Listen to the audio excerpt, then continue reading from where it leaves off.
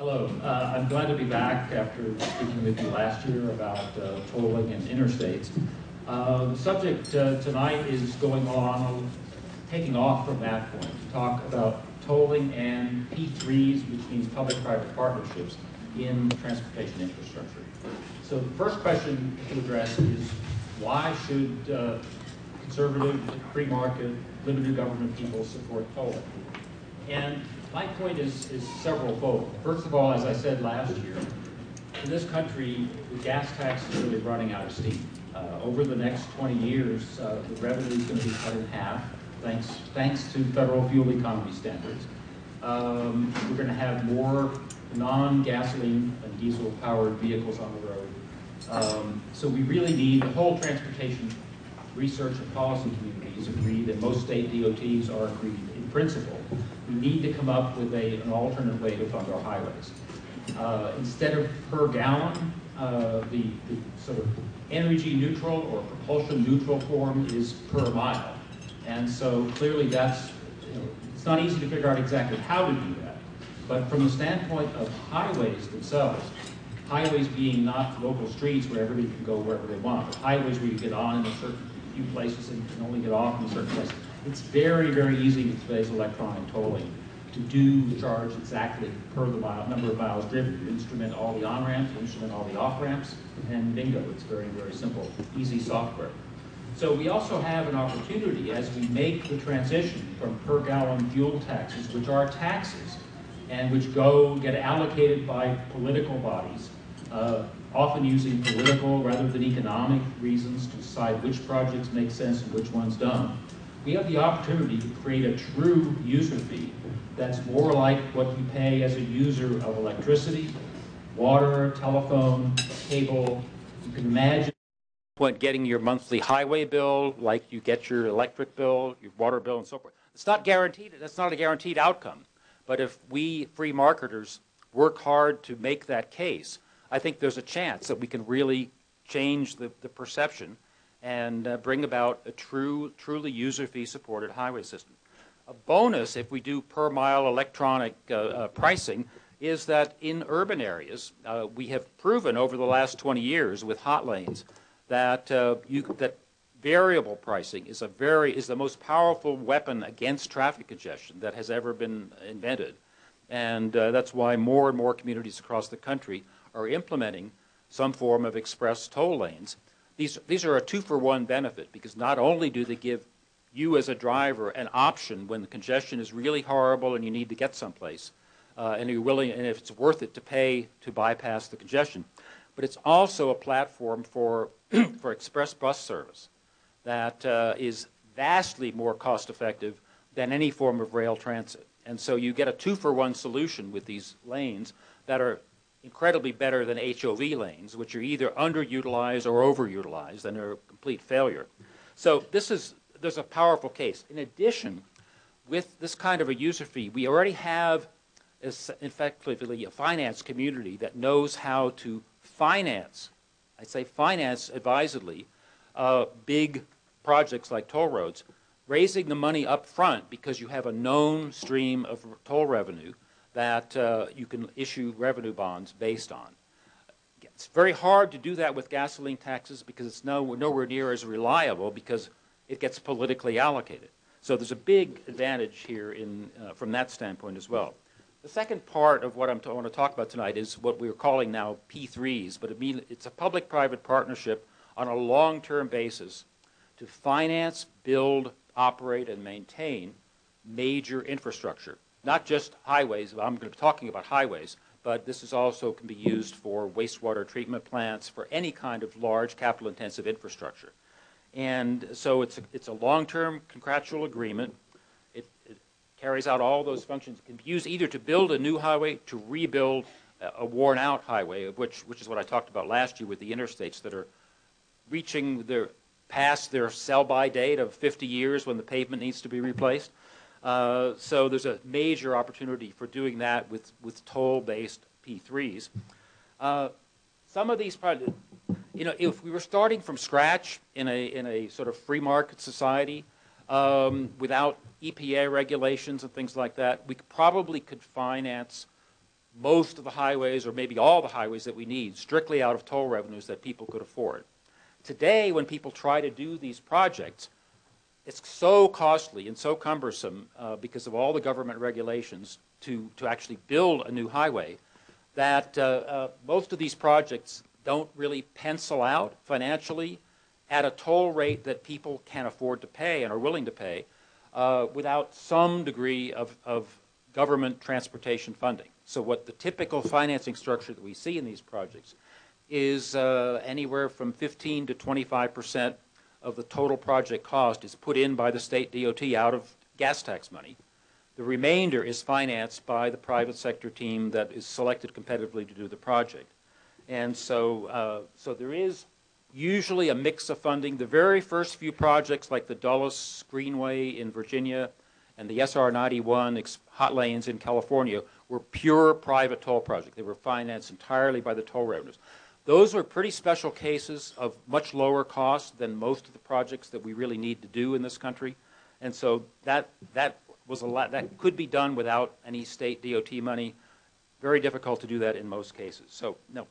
Why would we want to use toll concessions rather than continuing the traditional way of building highways on a cash basis out of annual appropriations from the legislature to do this? Well, for one thing, when you finance a project, you raise all the capital up front, and so you can build things that are needed now. You know, we have a huge backlog of projects in the United States, not only worn-out bridges and highways that need to be rebuilt or replaced, we also have not enough lanes in urban areas. But it's one of the reasons we have chronic congestion in most places. So the projects that are needed, instead of saving up for 20 years and managing to have enough money, you can build them now when they're needed. We just rebuilt the major east-west freeway in Fort Lauderdale as a $1.9 billion P3 concession. There was no possible way the state, it was going to be 20 years before the state DOT could do that. But this way, again, the DOT was able to put in only about 20%, all the rest financed, and being paid for in part by the toll revenues from 3 reversible express toll lanes that were added in the middle. And the project opened this spring. It's doing wonderfully, and it's made an incredible difference. There's no longer congestion at rush hour on that highway. Another thing is when you go to the finance community to finance a toll project, you really have to demonstrate. They're no fools. They're not going to invest in something that looks like a lemon that has benefits that are much less than the costs. So if you go to a system that's mostly done this way, it's a way of weeding out the bridges to nowhere, the projects that really don't make good financial or transportation sense. That's what legislators really don't usually want to do that. They want to build projects that get the most political benefits, not the most solid real transportation benefits, time savings, et cetera. And so this is a way of improving the selection of which projects we get to build. Risk transfer is another huge benefit. In toll concessions of the kind I'm talking about, you can shift the risk of cost overruns, which is a major factor in what we call mega projects, projects of at least $500 million to several $billion. Chronically, it's not only transit, rail transit boondoggles, it's highway boondoggles too that have, like the Big Dig in Boston, which ended up costing 5 times what the original things were. There was a whole lot of reasons for that, but one part of it was that it was not done by this kind of, the incentives were for the contractors to continually come up with change orders that solve more problems. There were also all kinds of environmental groups that got paid off basically by mitigations for building the thing. So that added billions to the cost too.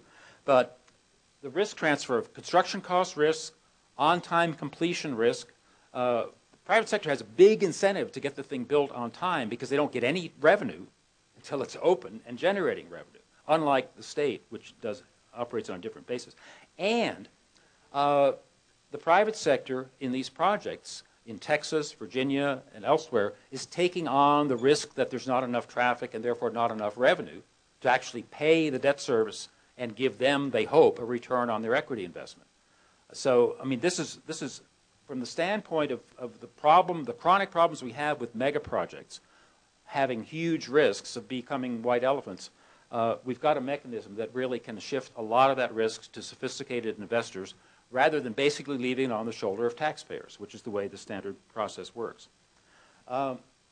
It's also possible, if the government policies are right, to make sure that the toll revenues are used only for these projects and do not become a general source of transportation funds to subsidize rail boondoggles and sidewalks and other things. Another important factor is maintenance.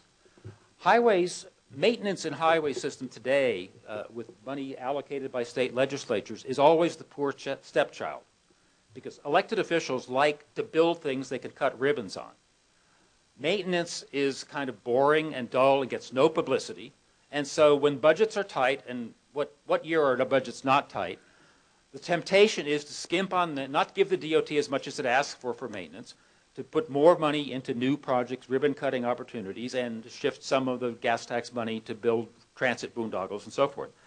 But the incentive, in a long-term concession, you basically, the company that has the responsibility to finance, build, operate, and maintain it has to meet performance standards for the pavement quality and other things, or it's subject to big financial penalties, and in the case of egregious violations, to having the concession terminated at any time if they don't correct the problems. So this means that they have a contractual incentive to have it properly maintained. But the other thing is they have an incentive because they're the de facto owner for the life of the concession, whether that's 35 years or 50 years. So if they're going to design it and they're responsible for maintenance, they design it and build it more durably so that it doesn't need as much maintenance. Under the way states do their highways today, it's a low bid system. So that means whoever bids the cheapest amount of the construction cost gets the bid. It doesn't matter if they build it so that it needs major renovations in 10 or 15 years. That's the incentive, is lowest first cost, period. Whereas the incentive of the company that's going to be operating and maintaining it, in addition to building it, is to build it right in the first place, minimize life cycle cost, which is from the standpoint of, putting on an economist's hat, from the standpoint of resource allocation, that's what you want. You want infrastructure to not soak up a huge amount of the economy's resources. You want it to minimize over time the sum total of initial costs and operating costs, and that's what the incentives are here. So it ensures proper maintenance, depoliticizes decisions. So that's a powerful set of reasons why this is a good thing to pursue, obviously, if you do it right. Now, who opposes toll concessions? Well, our friend Terry and Turf has been very active in opposing them in Texas, and there are groups like that in other states that are opposing projects in Virginia, in Florida, in Texas, in Georgia. And my view is that they just really don't understand the advantages of what this switch from traditional procurement to toll concessions can bring. But they're not alone. This is a strange coalition of opponents, a de facto coalition. Left-wing progressives like Ralph Nader's public interest research groups. Earlier this week, in fact, at the annual convention of the International Bridge, Tunnel, and Turnpike Association, they actually had on a panel the guy from the National PIRG office, just to provide a counterpoint view on toll roads. And I mean, they think this is just horrible. That it's immoral for anybody to be making a profit providing a vital infrastructure service. I guess they don't fly on private sector airlines or buy their electricity from investor-owned utilities. But at any rate, that's their view. There's also a group that I call nationalists, people who are protectionists and want to keep out foreigners and so forth. Jerome Corsi wrote a book, I think it's The Late Great United States or something like that, that talked about a conspiracy to merge the United States with Mexico and Canada. And part of his idea was that the toll roads in Texas were part of this grand plot. Lou Dobbs, when he was still on CNN every night, had him on his show and talked about this, and also attacked the possible lease of the Pennsylvania Turnpike. They interviewed me for the show and obviously only used things that didn't make the points that I tried to make. Anyway, a lot of environmentalists oppose and transit people oppose these projects because they build better highways and make highways better. And they don't want more or better highways. They want highways to fall apart and people to not use them. Public employee unions, like particularly the engineers union in Caltrans in California, adamant they want to defend the traditional procurement, design, bid, build, with all the incentives for cost overruns and so forth. And the trucking industry is also opposed. Now, I want to quickly go through a few arguments. One argument is that it's mostly government money. They say, well, look, the private sector is only putting in maybe 20% equity, and that's true. But the private sector is financing, apart from the part that the government puts in. The private sector is financing, just like when you buy your house, you put down a down payment, that's the equity, and you get to take out a mortgage. Well, the private sector does the same thing, just as electric utilities do, just as railroads do. Everybody that does large-scale infrastructure finances it with debt as the majority of the cost. They're responsible for that debt. They're at risk to pay the debt off. Nobody else. It's not guaranteed. And so this argument just does not make sense to me. It's false to fact.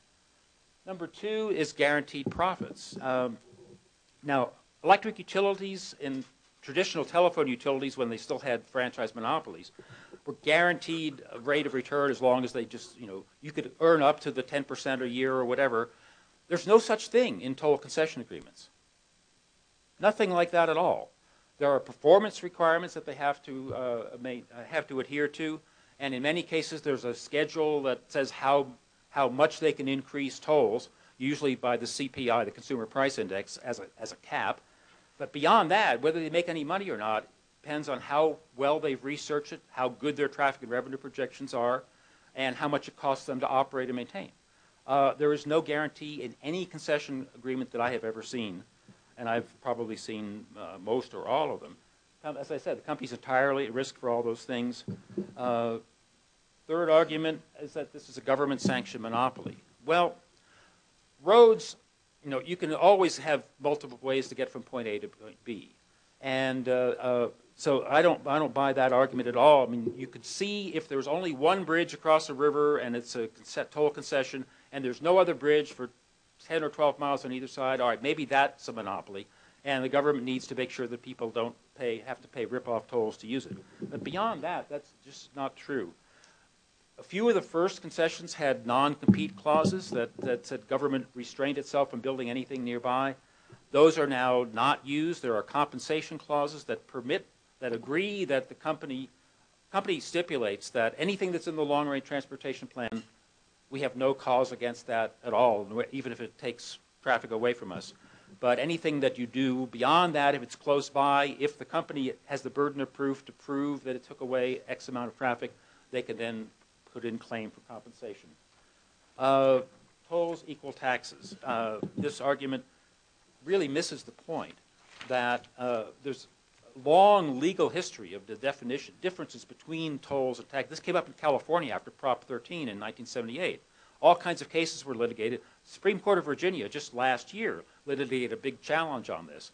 Clearly, a user fee that you only get the benefit if you pay the price is not a tax. And if the money goes only for the service that you're paying for, it's not a tax. It's a fee.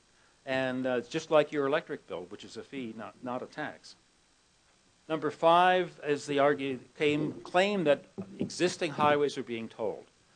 Now, I do not know of a single case, other than converting HOV lanes to express toll lanes or hot lanes, which has bipartisan support across the country, and Congress enacted starting in I think 1993, the first provision to allow this to be done.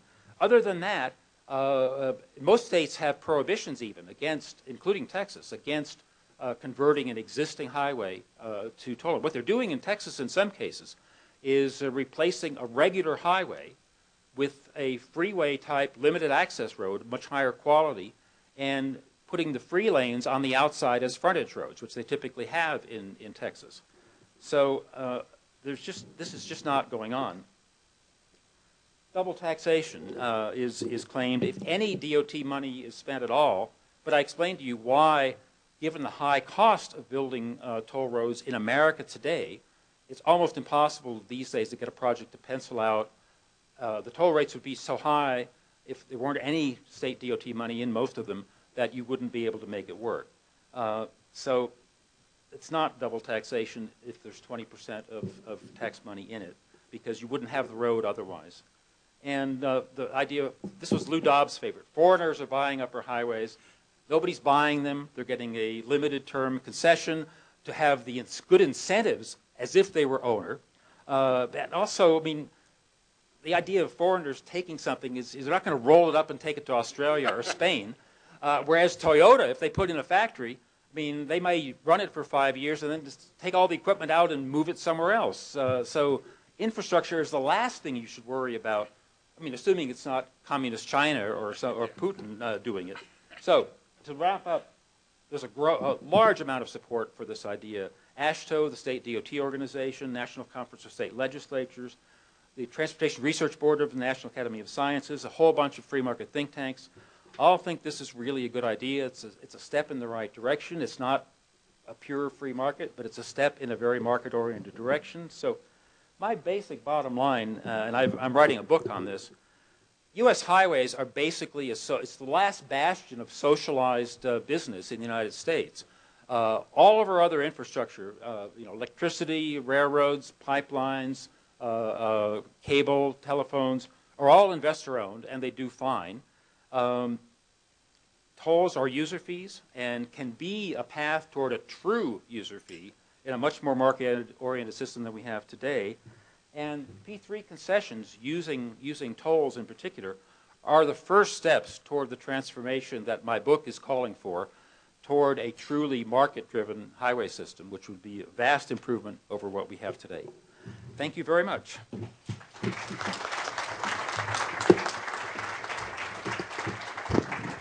Thank you, Bob, for another fine presentation. Greg, it's all yours.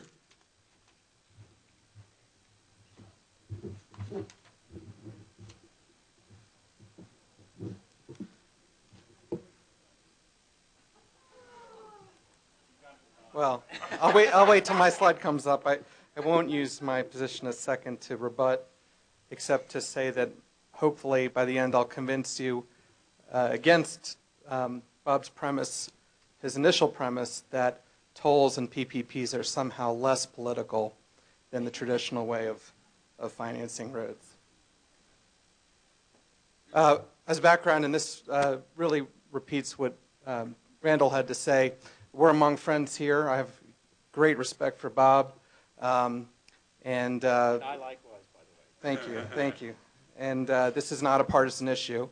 And we're very proud to sponsor ADC each year.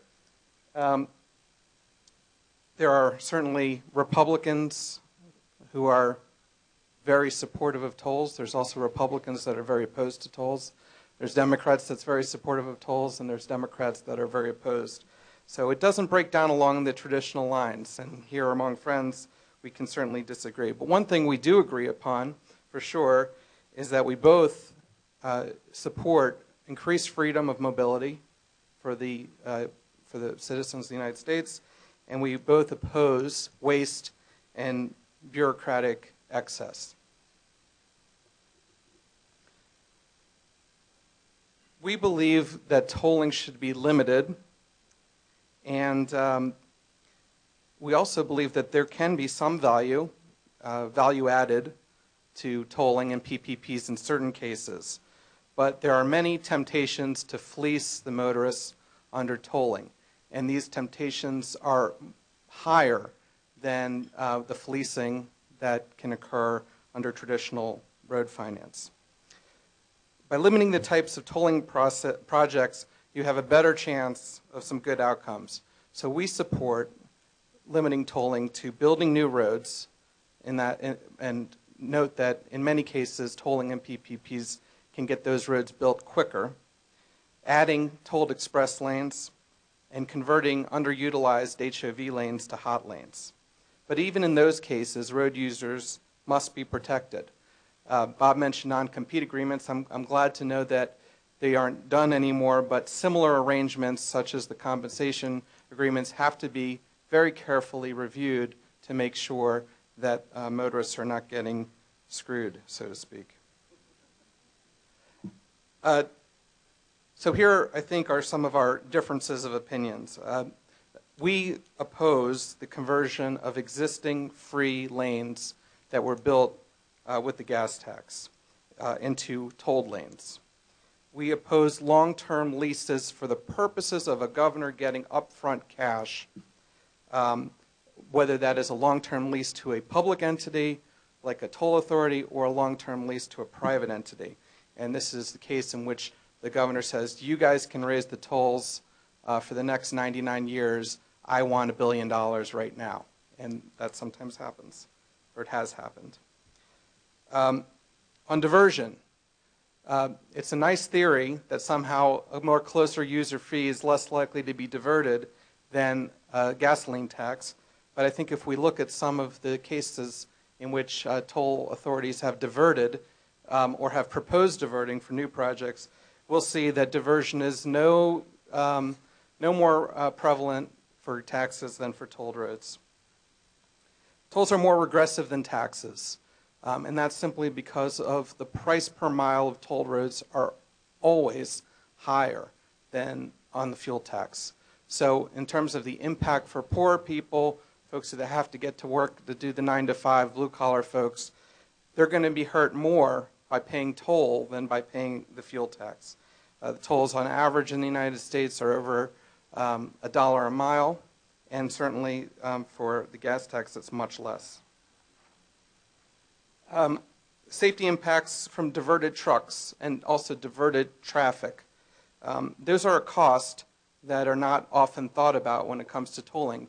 But when Ohio raised their tolls, a large percentage of truckers decided to get off and use US 30, which was a much less safe road because they didn't want to pay the tolls. So while technically there may be some alternatives, if people use those alternatives, it does create a safety impact. I was a little bit amused that Bob mentioned environmental groups that really hate tolling. One that certainly loves tolling is the Environmental Defense Foundation, and they love pricing as a means to do social engineering, to control demand, and to oppose more physical capacity by claiming more capacity without building anything through tolls.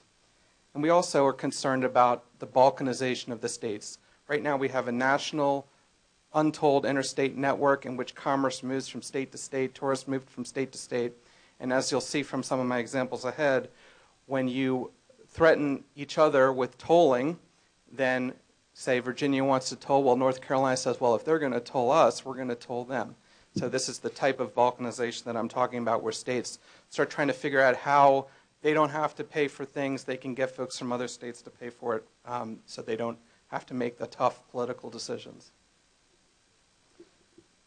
I'll go through just a little bit of history because I think we generally agree that in a small federal government and a very limited role based on federalism, but there is a legitimate federal role in regulating interstate commerce, and I want to talk a little bit about the history of the federal role and why there are no tolls on our interstate system today other than those that have been grandfathered.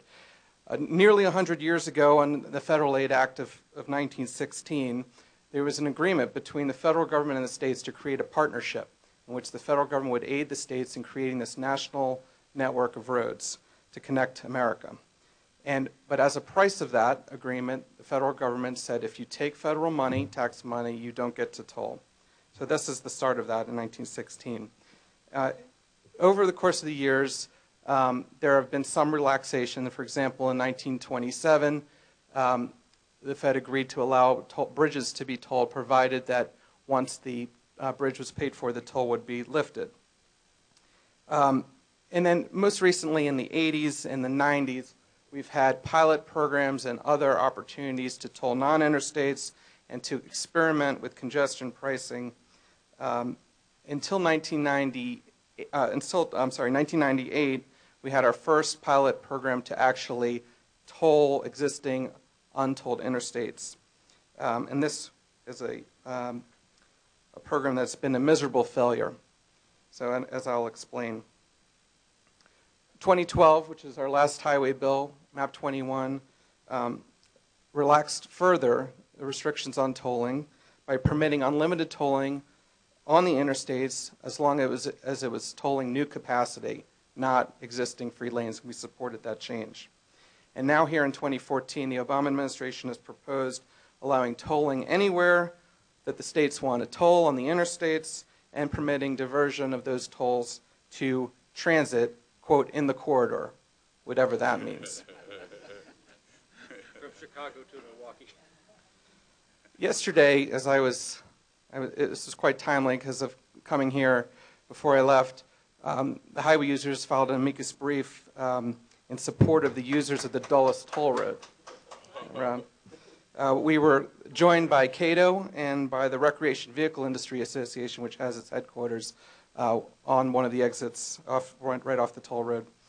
And we filed this case because of a long-term concession agreement, sort of a public-public partnership that was created between VDOT and the Metropolitan Washington Airports Authority that left toll road users holding the bag to pay for the Silver Line Metro construction, and since that's happened, tolls for users have increased 466% on that road since 2005. Now, these are people who moved to these locations with no knowledge whatsoever that this was going to happen.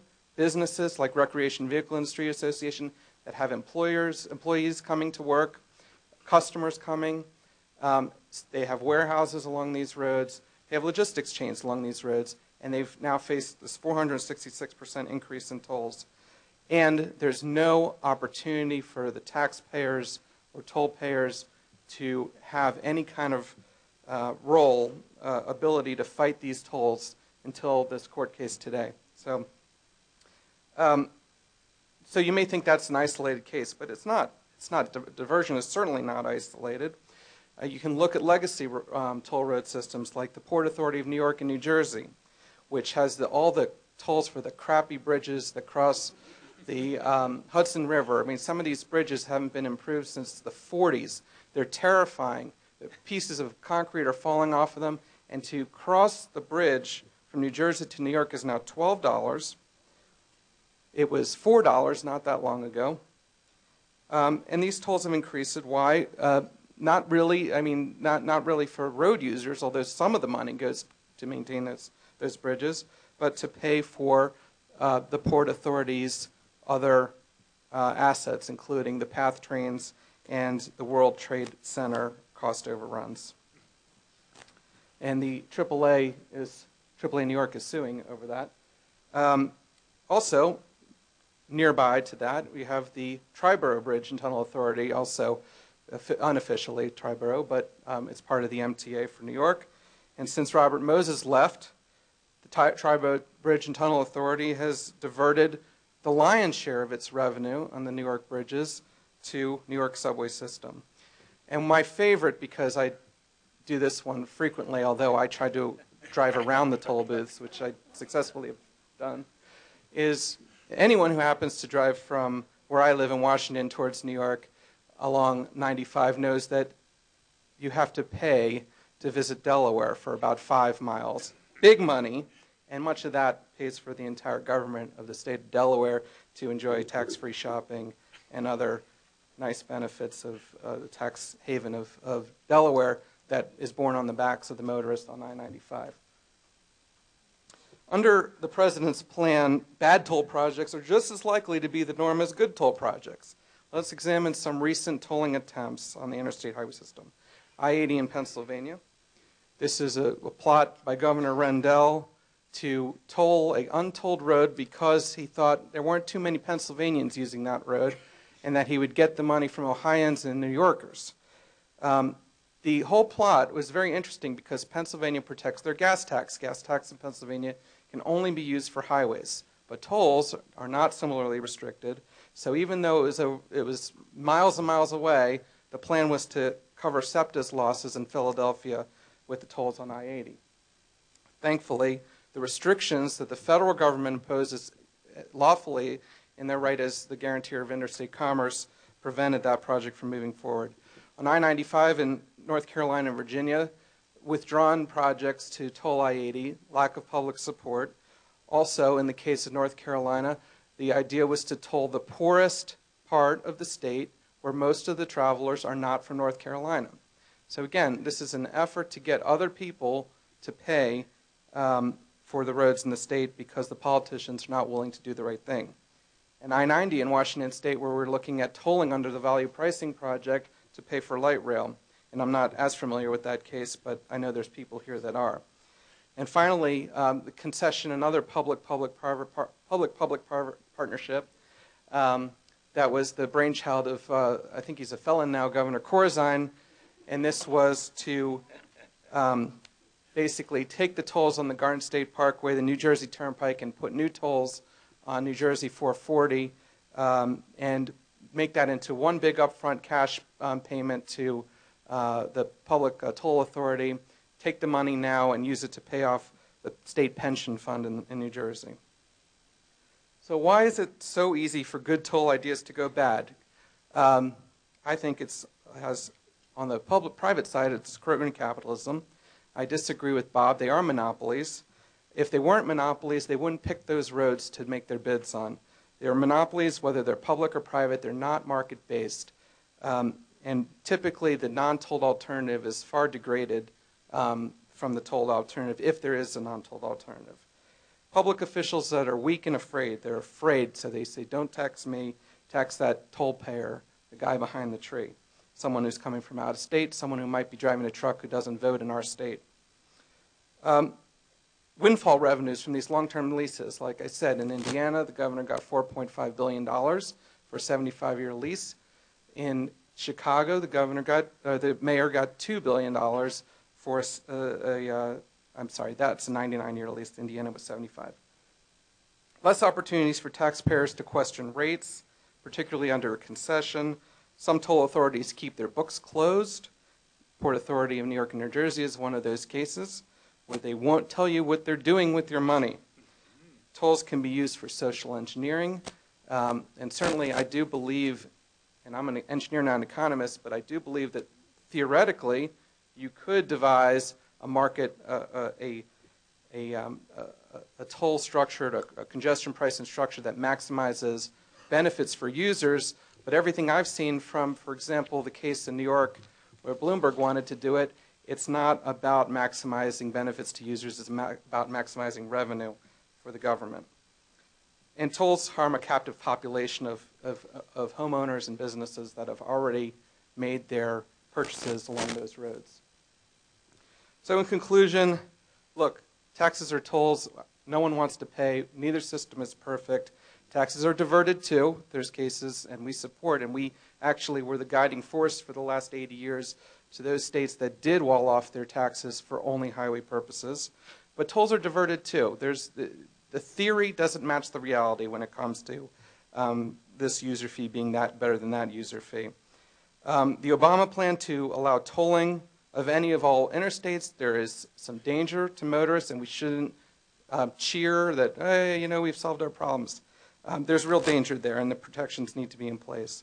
And the federal program is not perfect. I will not defend the current federal program, but I do believe there is a legitimate federal role, and that rather than throwing it away and just going with tolls, that we need to all get together to reform that program, to restore the trust in the Highway Trust Fund, to try to streamline the process of project reviews, and to basically adjust the taxes so that when we have better fuel economy or when we have inflation, that they adjust automatically for those purposes. And then finally, in the limited cases where there are toll and PP projects that add more benefit than cost to consumers, we should support those projects, but Congress must maintain its constitutional duty to make sure that interstate commerce is still moving efficiently and safely, and that taxpayers have a means to address grievances under these concession agreements or toll agreements. So with that, I thank you for your time, and happy to answer any questions.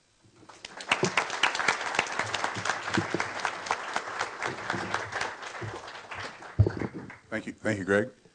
Terry, your turn. It's not socialism. It is too.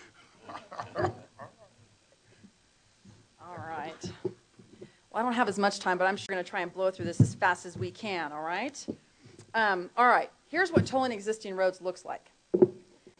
Tell me if this solves a congestion problem. It does for those that can pay $10 one way to drive on the toll lanes. The vast majority of the traveling public is not going to get congestion relief with managed lanes, whether it's a P3 or otherwise. So I just want you to remember this picture. You want to put it up there? As I'm talking.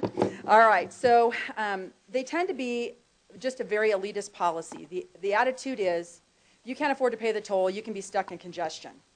Well, I don't think that's right as long as we're still paying a gas tax. Because then you're going to double tax me now to have to get out of congestion. And let's talk about price a minute. We're talking 95 cents a mile right now today in Dallas-Fort Worth area on the LBJ, the Interstate 635. Centra is the concessionaire. It's a Spanish firm. And yes, Texans have a very visceral reaction to having foreign corporations have control of their infrastructure. And rightly so, because we can't complain to a board of directors in Spain and tell them to lower the toll rate. We're stuck in a contract for the next 52 years. And my kids, our grandkids, all of them are going to be paying for this toll concession. That's $24 a day if you take this road during peak hours. Well, that's awfully regressive, just like Greg was talking about. That's like selling VIP access to our elected officials, right? Don't we all have the ability, or we should all have the ability to get access? And that's what's not happening under road pricing scenarios. Also, there's been many studies that have been done that says that this road pricing will shift traffic and congestion problems to other places. It's really not solving our problem. It's just shifting those cars someplace else. And like Greg said, it's a degraded, second-class citizen kind of treatment. You're either taking city streets or you're stuck in that. Also, free lanes carry more traffic than a toll lane. So if we really are about getting maximum throughput for everybody, not just the elites who can afford tolls, then we really should be just adding adequate capacity to our highways as since the interstate highway system was first born by Eisenhower. And by the way, a Rasmussen poll showed that 2/3 of the American public oppose Obama's plan to slap tolls on our existing interstates. So we're in good company. And the reason why tolls aren't a user fee the way they're being done today, we actually don't oppose the traditional turnpike, if you want to call them that, although those get abused, as Greg's pointed out. But what is happening today is they're using our tax money to build the road, either to construct it or to guarantee the loans of that road. Then we have to pay again to drive on it.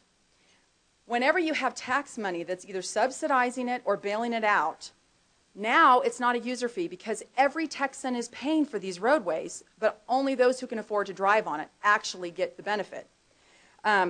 We've seen $1.7 billion in tax money that's already going to bail out California's toll system.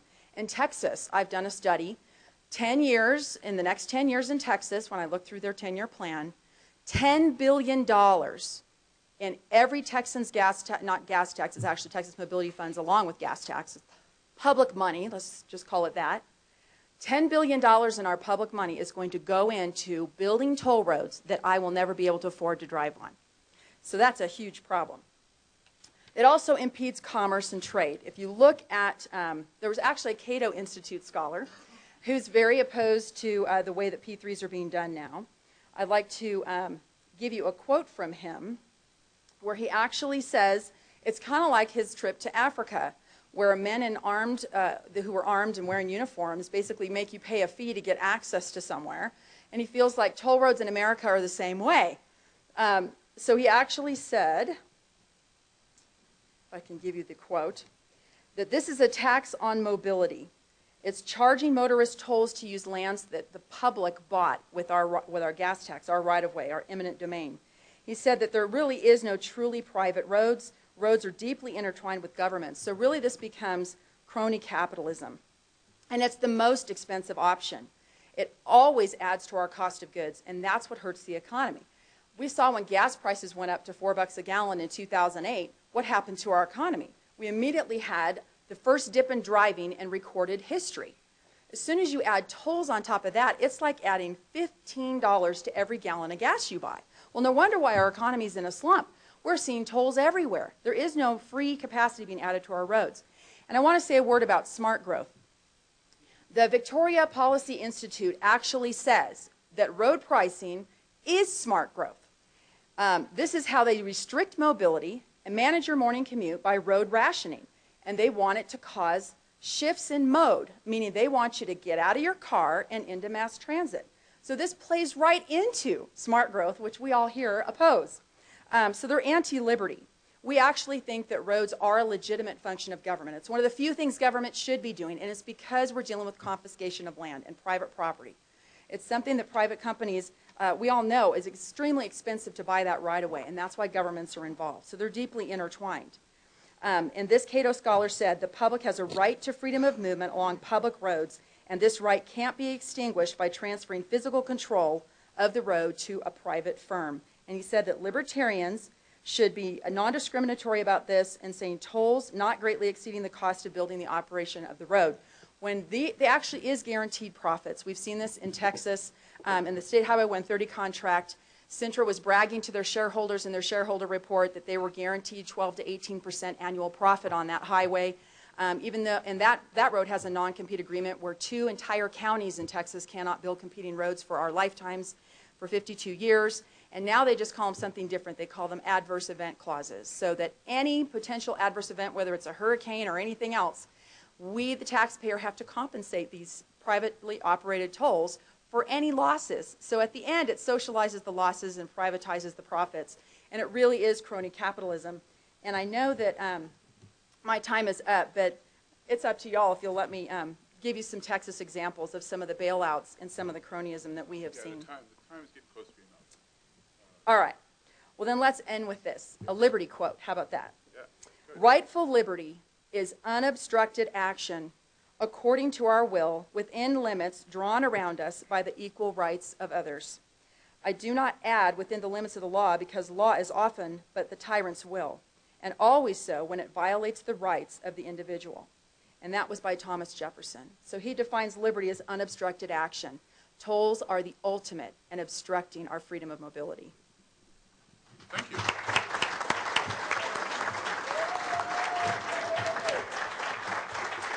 Randall, all yours.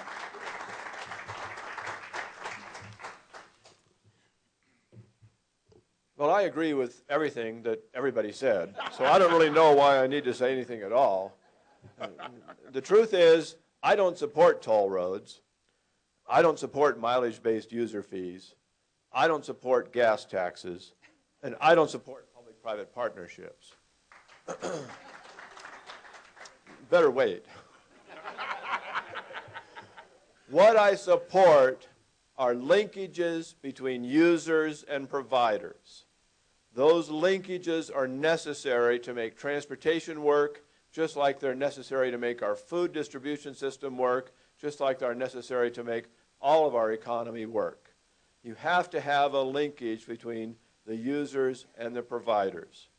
A good linkage will give users incentives not to feel entitled to more than they deserve, not to feel entitled to more than they're willing to pay for. Good linkages will give providers incentives not to overbuild. Unfortunately, we don't always see those linkages in our transportation system. I think it comes down to institutional design. I've been telling people that Texas has a good institutional design. They have county toll road authorities that are allowed to sell revenue bonds, build roads, and then pay back the bonds out of the tolls. They get no other source of money to build the roads. They get no other way to spend the money except for building the roads. That works pretty good. But 2 weeks ago today, right before I first met Terry Hall, I met the chairman of the Bexar County, which is San Antonio, Regional Mobility Authority, which is something new in Texas, new to me. A regional mobility authority has control over not just toll roads, but a lot of roads and a lot of transportation. Potentially, they could take over all transportation in the region. And this person had no clue about the need for user fees to link users and providers. His idea was he needs money. Property taxes, sales taxes, Let's take transit fares. Any money he can get to build an urban monument. He wants to build a 10-lane highway. He wants to toll 6 lanes. Well, people don't like that. How about tolling 4 lanes? Okay, we'll toll 2 lanes and we'll build a 10-lane highway and we'll pay for all the rest of it with a bunch of taxes. Well, maybe we don't need a 10-lane highway if people aren't willing to pay the tolls for it. The point is that you very quickly lose those linkages if you dilute your toll system, your transportation system, with other sources of revenue or by diverting the funds to other things. As far as public-private partnerships go, there are 2 kinds of public-private partnerships. And it's not very well, Bob told us about the good kind, but there's a bad kind too. And there are terms that don't make much sense to me to describe these kinds. The first kind is called the demand risk system. That's where the private partner takes the risk. They put up the money, they build the facility, they toll it, and they take the risk that people aren't willing to pay the tolls. The other kind is called availability payments. I don't know where they get these terms. Bob probably does. Availability payments, that's where the private partner puts up the money, they build the facility, and then the government pays them a regular amount of money, whether or not anybody uses the facility or not. And that's the way the fast tracks rail projects are being built here in Denver. It doesn't matter if anybody rides it because the government's going to pay them whether they get any revenues or not. So there are toll roads, I think, that are being built by that, or in effect by that, because they're being bailed out when they aren't getting enough revenues. And so we lose the linkages between users and providers. So our goal should not be to have toll roads. And if we start thinking of toll roads as a way to rebuild the interstate highway system or a way to get the money to build a better highway system, we're looking at it the wrong way. We need to think of tolls as a way to link users and providers. And when we lose sight of that, we're going to lose sight of everything. So whether we go for tolls or mileage-based user fees or whatever, we need to keep in sight our goal is to link users and providers. And I hope everybody on the panel can agree with that.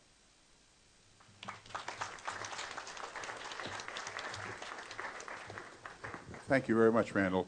I have both Greg and Bob get 5 minutes to talk about, to kind of respond, if you will. And maybe we'll have, want to have Greg start out first, since Bob got the first shot initially. Is that okay with you, Bob? And I'm going to throw 2 questions out that you might want to think about. One for Greg is, how would we manage capacity to get the most out of capacity if we don't have pricing of the sort that Bob talked about? He's talking about the power associated with that, and makes sense. And Bob, if you might think about one of the advantages of gas taxes that I've been told by people that I respect is that it's very cheap to collect. And that's one of the kind of good things about it. And so if you might want to think about those 2 things, and of course what Randall and Terry said as well. So the floor is yours. Okay. Let me address both of your questions, and then maybe Bob will do the same. The first question, how do you manage congestion without tolls? Look, tolls are one way to do it, obviously. There's other techniques in the engineering profession to manage congestion. One of those is things like ramp metering. You can do that much more sophisticatedly, where you basically prevent the number of vehicles entering a road to exceed the capacity of that road through a stoplight system. They don't work in some places because they overdo it, but if you actually set it based on actual engineering requirements, that's one way to do it. There certainly is the opportunity to build up with new capacity, or to widen in some cases. So there are options to deal with congestion. I think in general, despite the growing amount of congestion in the country, the amount of time people actually spend going to work has stayed relatively steady, around 27, 28 minutes. So a lot of the congestion that occurs as a result of growth and more mobility, naturally, unless you're in a sort of restricted environment like Boulder, means that there will be more growth outside of the center core. and that the location of employment and jobs and housing will move, and that's okay. And you can do that adding new roads, adding new capacity where needed. But certainly there are non-tolled options for managing capacity as well. On the second question, which dealt with the cost of collection, I know that Reason has done research on this, but I am certainly not convinced that the cost of collection of gas taxes from fuel distributors, which are only about 1,000 in the entire country, will ever come close to the actual cost of collection of potentially millions or hundreds of millions of motorists if we go to a VMT type system. Imagine, you don't pay the gas tax at the pump. That's a misconception. It's passed on to you. But the person that actually pays the tax to the IRS is the fuel distributor at the rack, at the terminal rack where the product breaks bulk. So there's a few taxpayers in that case. Trying to accept the same collection costs for hundreds of millions of taxpayers as the same as 1,000, it's not going to happen. I don't care how many non-toll booth high-speed gantries you come through, it's just not going to happen. So those are my two responses. Okay, let me start with that question specifically, because we did a year-long research project on that. The gas tax, according to a TRB study, the traditionally believed cost is 1% of the revenue is used for that efficient system of collecting. When you actually add in real costs like exemptions for school buses and government vehicles and evasion that goes on to a fairly significant extent, the TRB study said it was more between 2 and 5%. And it's hard to tell because it varies so much among the states, the degree of evasion that's known or not. Our study compared that. The traditional backward-looking figures from 20th century toll roads, which were mostly cash collection, was 20 to 30% of the revenue. Huge a number on the cost of collection. With today's all-electronic tolling systems that use transponders and to a limited extent license plate imaging, the cost has gotten down to 5% if they have a streamlined business model that's designed to work with all electronic tolling. This is what going forward, as we do things like rebuild interstates with all electronic toll-based financing, that's the relevant cost, not the legacy cost of the 20th century. It's the cost of what you do the first time you you design a tolling system to take advantage of what technology now makes possible. A couple of other points for my 5 minutes. Greg and Terry both, the cost per mile figures that you've given are fanciful. Mine's based on the federal highway tables.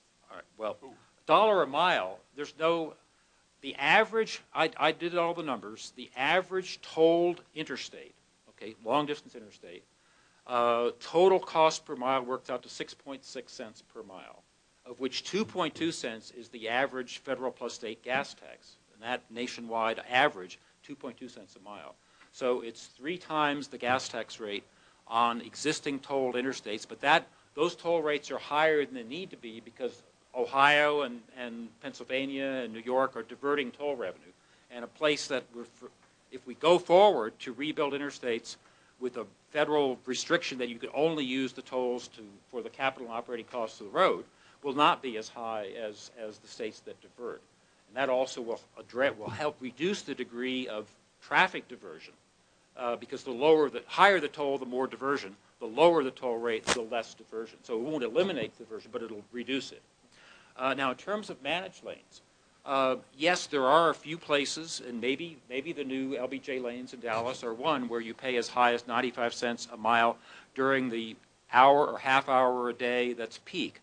But what the actual pattern of use of managed lanes, express toll lanes around the country is, the vast majority of people use them once or twice a week for a particular trip where it's really worth paying to use the lane. But in a very large metro area like Dallas or Los Angeles, the number of people at any given day who choose that is enough to provide a hefty, solid volume for that lane, so you can finance it. But so the average person doesn't pay hundreds of dollars a month because the average person doesn't use it twice a day at peak hour. But it's very easy to make a big, scary number that nobody could afford by doing that. That's a game. It's not the reality. Let me see, what, what other thing? EDF only supports tolling of existing capacity.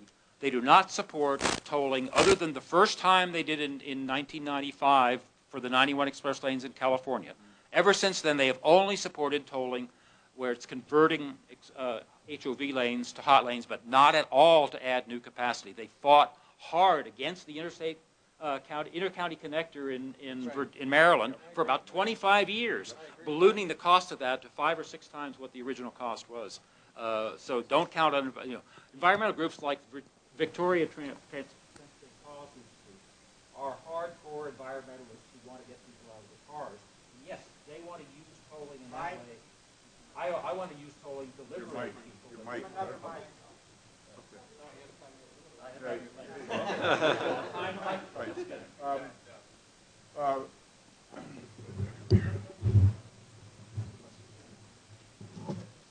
Okay. Terry, Randall, do you have any comments you want to make in response to what you just heard? I think you have a mic over there that works. All right, let's see. Can you hear me? Yes, All go right. ahead. I would also add that we have not opposed the traditional turnpike model, which is done with revenue bonds. In other words, the user is truly paying for the road, and if the traffic doesn't show up on that road, then it's the toll revenue bond investors that take the hit for that. There's no taxpayer bailouts, and there's no taxpayer money to build it or anything like that. There's a few of those left in Texas, but that has been totally pitched to the curb in favor of basically creating slush funds for unelected toll authorities and our unelected Transportation Commission. There is not one toll viable road left to build in the state of Texas. That's why when I went through the 10-year plan, $10 billion of our tax money is going to go in to putting all these managed lanes all over the place. And it isn't unrealistic to think that you're going to have to pay to use it during peak hours. Not very many people have the ability to flex in their work schedule. They have to be at work when their employer tells them they have to be at work. And if they divert, they're going to be diverting somewhere in congestion and being less efficient in how we do that. And in the Metroplex right now, there's actually toll rebellion on a level we've never seen since the Trans-Texas Corridor fight in Texas. Almost every new lane of every highway in the Metroplex is going to have a toll element. A bunch of them are under construction. Many of them are starting to open, and people are in total revolt.